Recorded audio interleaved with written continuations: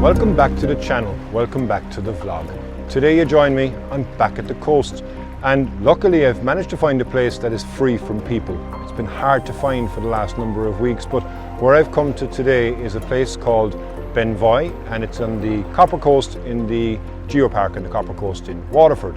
It's almost nearly 2 years. It was January 19 when I was last here, and I got an absolutely banging sunset right from this spot actually. If you haven't watched that episode, I'll link to that episode here, but yeah, I'm back here today. Now it's during the day that I'm here as well, so I'm here for a set which will be later on, but didn't want to waste the opportunity that was here, so I said what I'll do is I'll play around. The sun is probably around about 50 degrees in the sky, so it's still quite bright. Looking to try and get some long exposures with the stack that you see here, and having that as the main part of the image. I'm also going to play around and try and get a bit of movement as well in the water. So with the big stopper, it's going to give me around about a 20-25 second exposure. Whereas with a ND Grad, I'll be able to get a half a second exposure, which will contain the brightness in the sky and be able to keep some of the movement as well that comes in over the rocks that are here. We're almost at high tide as well, which is the perfect location for this spot, or the perfect conditions for this location, sorry. So I'm going to see what movement there is within the water. It's not overly rough, but it's still nice to be here nonetheless. And I'm excited to see what type of photographs again I can get today. Sunset today is at the moment around 50-50, so in Ireland that's a good chance. So we'll see how that will continue on as well. But for now anyway, I'm going to crack on here, get a couple of these shots, and I'll show you those first ones. And we'll move around this small little area and try and reveal a couple of extra compositions with the stack that's here and the water that's flowing over the rocks in front of me.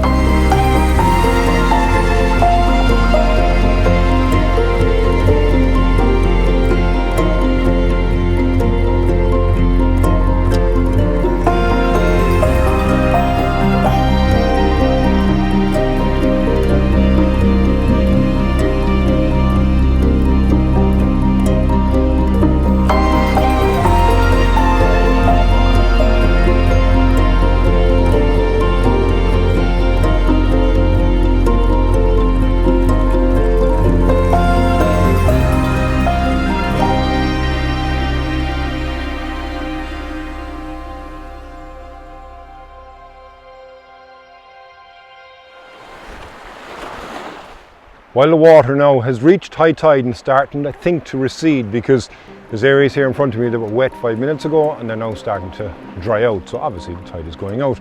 So I've got here, I think, to this point just in time, because we've got a sequence of 3 rocks that are leading out to that stack that you can see here, and I brought the camera pretty low enough to the water, but what I'm doing is I'm waiting for that one big wave that comes along probably every 7 or 8 waves, and it just fills the area here then with the flow and the movement of the water.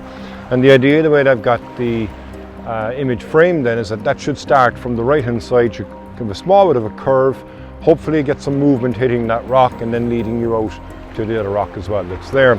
At the moment I'm using 2 filters. I'm using an ND8, a Grad, and a 1.2 graduated as well. Filter, or graduated ND filter, sorry. So just like that one here, when that comes in I can get that shot, like I said, and by using the 2 of those filters I'm able to get my speed but also not blow out the sky. And I have to be careful as well, because when you compose your photograph, and a bit of a tip I suppose really when you've got daylight like I have right now, is when you compose your photograph before there's any water that's there, you might think that you've got your exposure right, but then when the water comes in, that's obviously bright white, it's catching the light then, so that area can actually be overexposed. So quick tip I suppose really is, when you're composing the shot here, underexpose it in the apprehension in regards to getting the water that's going to flow in to light up that lower part of the image as well. But yeah, I think it'll be nice. Going to take a couple of more photographs here, and you know what I'm going to do? I'm going to send the drone up and I'll have a look around and I'll give you a look at this beautiful area from the air.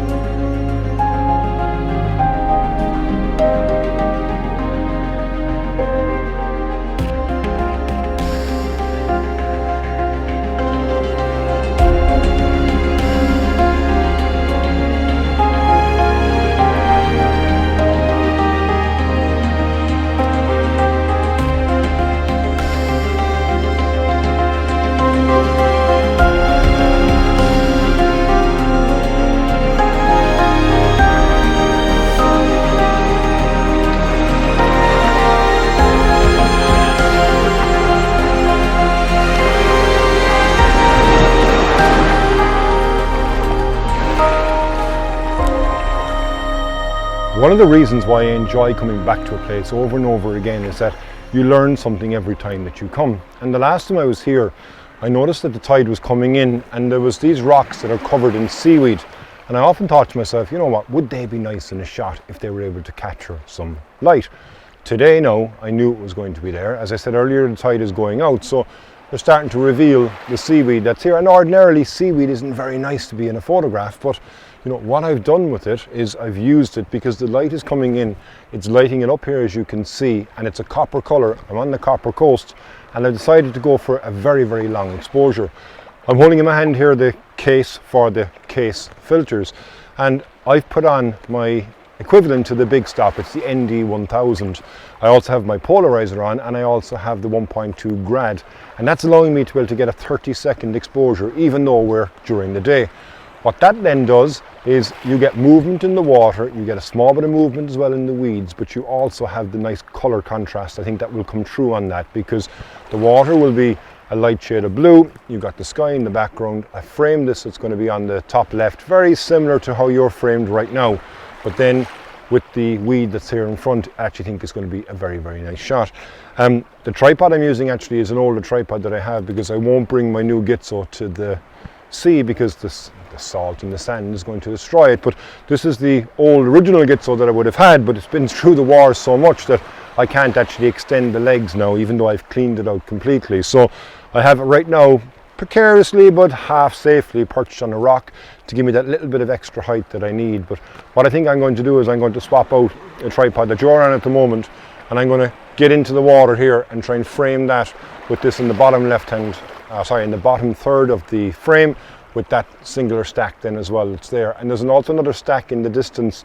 I'm going to try and either frame it that either cut out or it comes in between a gap that's in between the stack as well here. But yeah, I'll get this one set up, I'll show you this, and yeah, we'll see how we get on then in getting in closer to the water to get a nice portrait frame shot, I think, with the light while it's there right now.